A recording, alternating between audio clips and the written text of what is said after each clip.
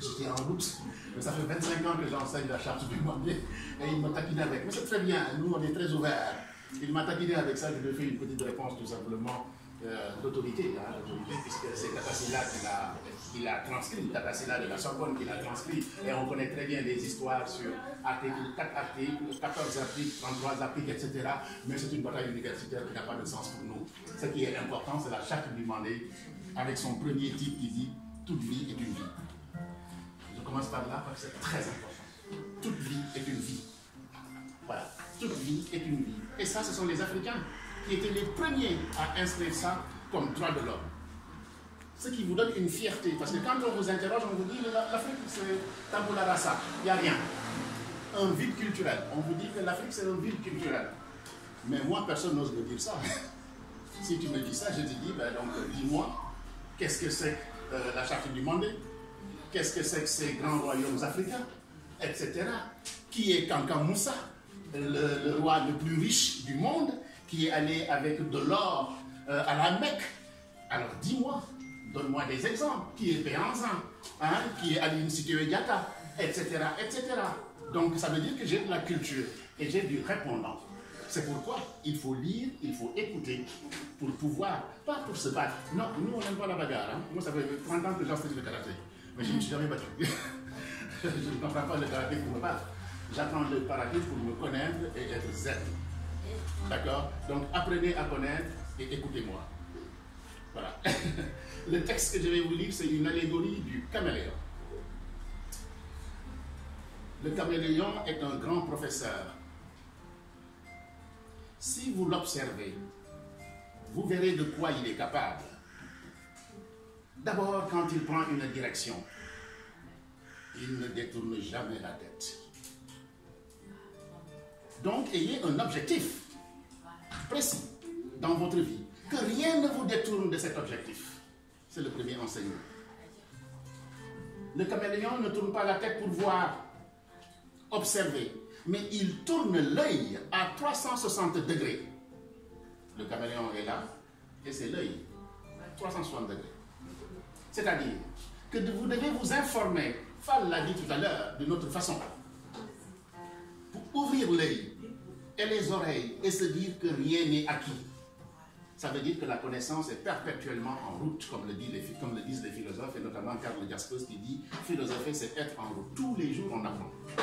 Je vais apprendre de vous, je vais apprendre de Fall, il va apprendre de moi, je vais apprendre de nos doyens, etc., etc. »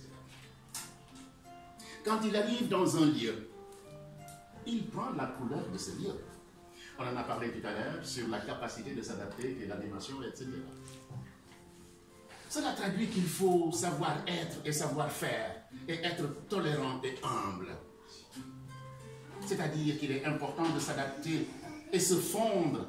Ce n'est pas l'hypocrisie, mais la capacité de s'adapter, de faire avec, de vivre ensemble. En Afrique, on dit, quand vous allez quelque part, vous trouvez les gens en train de danser sur une jambe. Danser sur une jambe. L'autre va dire, mais pour quelle raison je vais danser avec une jambe? Ça va pas, non? Si je trouve madame en train de danser sur une jambe, je lui dis, non, c'est pas bon. Mais il va me donner un coup de poing s'il est nerveux. Mais comme il est intelligent, comme je suis intelligent, je vais danser sur une jambe. Et avec le temps, je vais lui dire, mais madame, si on essayait de danser avec les deux, elle va me dire d'abord l'autre. Mais comme je suis pédagogue, je vais toujours continuer. Mais calmement, elle va dire on essaye. Elle va essayer, elle dit, ah finalement c'est pas mauvais. Mais si j'avais brutalisé, c'est le conflit. C'est ce qui nous arrive en ce moment, regardez la géopolitique, etc. Chacun veut tirer le drap de son côté, chacun, etc. s'énerve. Et regardez le panorama qu'on a eu il y a une semaine. On peut faire, à travers la lecture, on comprend en fait notre environnement. Je continue. C'est-à-dire qu'il est important de s'adapter et se fondre. Ce n'est pas de l'hypocrisie, mais la capacité de s'adapter, de faire avec, de vivre ensemble. Se heurter les uns les autres n'arrange rien. La bagarre détruit et la mutuelle compréhension doit être recherchée. La bagarre détruit. Regardez les destructions qu'on a vécues. Je suis peiné quand dans certaines villes aujourd'hui, les populations souffrent parce qu'il n'y a pas un magasin qu'on appelle Aldi. Il n'y a pas un magasin qu'on appelle Lidl. il n'y a pas les petits magasins et qui souffrent les petites personnes. Parce que ceux qui ont une BMW, une grande voiture, ils prennent leur voiture, ils vont loin acheter ce qu'ils ont acheté. Mais les petits gens, qu'ils soient blancs, noirs, jaunes, on s'en fout. Ils sont du mal. Donc la bagarre, ça déconstruit. Cherchons toujours la paix. Et SOS Casamance s'inscrit dans cette lignée, la quête de la paix, depuis longtemps. Dans sa marche, le caméléon jette une patte, tandis que l'autre est levé et la queue enroulée sur la branche. Il jette une patte. Si la patte tient, elle pose la seconde patte. Mais c'est ça la stratégie. Si vous avancez, vous donnez tout le corps, ben vous tombez, il y a le précipice, c'est la mort. Hein? La queue lui permet de se suspendre et il est sauvé.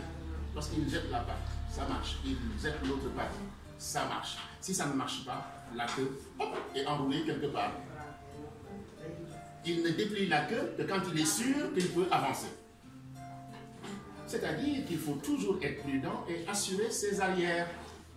C'est le caméléon qui nous apprend ça. Ne pas jeter toutes ses billes, mais retenir certains au cas où. Prudence et vigilance. Ne soyez pas imprudents. Quand le caméléon voit une proie, il observe et projette sa langue. Et s'il prend la proie, il se dit c'est bon. S'il échoue, il reprend sa langue et continue sa proie. Ça veut dire que l'échec fait partie de notre humanité. Si vous ne savez pas, si vous n'avez jamais échoué, mais vous aurez du mal à vous relever. On prend un exemple dans l'éthologie, c'est-à-dire la théorie des chats, des animaux. Le chat, quand il tombe, qu'est-ce qu'il fait? Il se remet tout de suite sur ses quatre pattes. Le chat tombe, il ne va pas rester une minute, hein? Il se remet tout de suite. Essayez, vous allez voir. Il se remet tout de suite. Ça, c'est dans l'éthologie, dans la philosophie des animaux, on apprend effectivement, à travers le comportement des animaux, on peut le transcrire effectivement dans le règne humain. Il ne s'entête pas sur l'impossible et le danger ou le plus fort que lui. Quand il voit plus fort que lui, bah, il rebrousse chemin. Je suis devant Bruce Lee. Moi, j'ai fait du karaté, mais je suis devant Bruce Lee. Mais vous voulez que je ne suis pas fou pour aller attaquer Bruce Lee, hein? Je suis fou, moi? Ah ben non. Il y a un concours sur la tradition orale. Il y a Abou qui est dans le coin. Vous pensez que je suis fou pour y aller, moi? Je peux y aller pour chercher la deuxième, troisième place, mais certainement pas la première. Vous êtes d'accord? Je suis prudent et je sais qui je suis. Parce que je sais qui est dans cet environnement et qui est qui. Et quand je ne connais pas madame, je dois aussi être prudent parce que je ne sais pas ce qu'elle a derrière sa besace. Vous tous, je ne vous connais pas, mais vous êtes capable de beaucoup de choses que moi je ne connais pas. Donc je dois toujours être modeste et prudent. Le caméléon nous apprend ça. Être certain d'avancer, être patient de décider, quand c'est bon et opportun, se préparer pour aller loin et réussir dans sa vie et dans ses activités. Ça, c'est la leçon du caméléon. Voici.